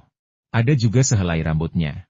Dengan dua benda ini, kau bisa menemukan DNA si pembunuh dan kemudian menemukan identitas asli si pembunuh dari basis data kepolisianmu. Dengan bukti ini, kau bisa menyerahkan laporan terperinci kepada atasan. Kau punya saksi dan bukti, dan kau pasti sudah memecahkan kasus ini. Jiang Rui tertegun sejenak, lalu tiba-tiba memeluk Xia Feng dan mencium pipinya. Sudah kuduga, sudah kuduga. Haha, Feng Zi, kau benar-benar bintang keberuntunganku. Remasan hangat dan lembut, ciuman lembut, sentuhan lembut capung di atas air. Terasa seolah titik-titik akupunktur telah dipicu, dan Xia Feng membeku. Seluruh tubuhnya tak responsif. Mengingat seksualitas Jiang Rui, kontak intim seperti itu pasti akan memicu reaksi bahkan pada pria yang belum pernah menyentuh wanita. Apalagi pria yang telah mengalami banyak wanita. Hanya dalam 2 detik, sesuatu dalam dirinya tiba-tiba berdiri tegak, sangat kentara. Jiang Rui, yang sedang memeluk Xia Feng, tiba-tiba merasakan sesuatu yang aneh menekannya. Dan itu menekan bagian tubuhnya yang sangat sensitif. Ia melirik ke bawah, lalu tiba-tiba mendorong Xia Feng menjauh, wajahnya yang putih dan halus memerah. Apa yang kau pikirkan? Xia Feng berbalik dengan canggung dan ragu-ragu. Tidak, tidak ada apa-apa. Kau pikir aku buta? Dasar orang jahat, kau pasti sedang merencanakan sesuatu yang buruk, menjijikan. Jiang Rui meludah, wajahnya semakin merah. Xia Feng segera mengalihkan perhatiannya. Baiklah, kamu sebaiknya melakukan apa yang seharusnya kamu lakukan. Jiang Rui mengeluarkan ponselnya dan berkata, saya akan segera memanggil tim teknis. Dengan bukti sepenting itu, akan mudah untuk mengetahui identitas asli tersangka. Xia Feng tiba-tiba berbalik dan memegang tangannya. Kau bodoh sekali. Kalau kau menelepon lagi, Huang Changhai akan ikut campur lagi. Dia bisa dengan mudah memperlambat tim teknis dengan melakukan sesuatu yang buruk. Seminggu kemudian, kau akan dipecat, dan dia bisa menggunakan bukti yang kita temukan untuk memecahkan kasus ini. Dan itu akan menjadi pencapaian yang luar biasa. Jiang Rui mengerutkan kening, lalu apa yang harus kita lakukan? Xia Feng berkata, hubungi pemimpin yang mempromosikanmu dan minta dia mengirim seseorang. Kamu juga bisa mengadu kepadanya dan melaporkan Huang Changhai. Huang Changhai selalu menentangmu. Tidakkah kamu ingin membalas dendam padanya? Ini kesempatan. Hehe, Feng Zi, aku tidak menyangka kau orang sejahat itu. Aku akan menelepon Direktur Su sekarang. Jiang Rui tersenyum dan menghubungi nomor baru. Xia Feng menatap Jiang Rui yang sedang menelepon. Mata kirinya berkedut tak terkendali. Dalam pandangan mata kirinya, seragam Jiang Rui menghilang, dan sesosok wanita cantik berkulit putih yang mempesona memasuki pandangannya. Area dadanya penuh dan kencang, ukurannya menakjubkan, memancarkan pesona yang tak terbatas. Pinggangnya ramping dan lembut, perutnya rata dan mulus, dengan sedikit lemak bayi, kecantikan yang luar biasa. Kakinya panjang namun ramping, namun montok, sehalus batu giok. Bahkan jika seseorang mengagumi kaki indah seperti itu selama setahun, ia tak akan pernah bosan. Dan kemudian ada bokong montok dan kencang itu, yang dipenuhi energi misterius. Dalam waktu kurang dari semenit, mulut Xia Feng terasa kering, dan ia merasa seperti ada api di perutnya. Seluruh tubuhnya sakit. Jika ia terus menonton seperti ini, ia mungkin akan kehilangan akal sehatnya dan melakukan sesuatu yang keterlaluan. Ia mencubit pahanya dengan keras, berharap bisa mengusir pikiran jahat itu, tetapi tidak banyak berpengaruh. Aku akan pergi ke ruang kerja. Xia Feng tidak berani menatap Jiang Rui lagi, juga tidak berani berlama-lama. Ia berbalik dan berjalan menuju ruang kerja di sebelah ruang tamu. Di ruang belajar, terdapat sebuah meja antik yang terbuat dari kayu nan emas dan 2 rak buku besar, yang juga terbuat dari kayu nan emas. Kayu ini tampak keemasan dan berkilau, dengan cahaya dan bayangan yang mengalir, membuatnya tampak jelas sekilas sebagai koleksi furnitur yang berharga. Meja dan rak buku ini pasti harganya ratusan ribu, kan? Profesor Zhang memang kaya raya. Pikir Xia Feng, lalu berjalan ke rak buku. Ada banyak buku di rak buku, termasuk buku-buku profesional tentang arkeologi, karya sastra klasik, dan beberapa catatan lain-lain, dari berbagai jenis. Profesor Zhang meninggal karena sebuah kunci. Seberapa berhargakah kunci ini hingga kedua tersangka membunuhnya? Informasi yang Rui tunjukkan kepadaku mengatakan bahwa kunci itu mungkin digunakan untuk membuka pintu gudang, dan pola pada kunci itu mungkin juga merupakan bagian dari sebuah peta. Untuk masalah serumit itu, mustahil Profesor Zhang hanya meninggalkan sedikit data penelitian itu, kan? Pikiran Xia Feng segera beralih ke kasus itu. Kenyataannya, jika ia bisa menemukan bukti yang ditinggalkan si pembunuh, kasusnya akan selesai. Namun, ia menjadi sangat tertarik pada kunci besi cor itu. Ia tak bisa menahan diri untuk mengingat adegan penyolderan kunci itu, serta wajah pria berjas dan wanita seksi itu. Berdiri di ruang kerja Profesor Zhang, ia merasakan firasat aneh Profesor Zhang mungkin menyembunyikan sesuatu. Sesuatu yang tidak ditemukan oleh polisi maupun pembunuhnya. Karena aku sudah setuju untuk membantu Rui, Aku akan melakukannya sampai akhir. Temukan petunjuknya dan bantu dia menangkap pembunuhnya. Siapa sangka aku akan melihatnya telanjang? Anggap saja itu biaya tamasya. Xia Feng tertawa meremehkan dirinya sendiri. Kemudian, mata kirinya sedikit berkedut, dan semua yang ada di ruang kerja tiba-tiba menjadi transparan. Mengaktifkan mode perspektif mata kirinya, tatapan Xia Feng segera tertuju pada sebuah buku penemuan arkeologi. Namun, bukan buku itu sendiri yang menarik perhatiannya, melainkan selembar kertas yang tersembunyi di balik halaman-halamannya. Xia Feng mengeluarkan penemuan arkeologi dari rak buku, lalu mengeluarkan kertas kop surat yang terlipat rapi.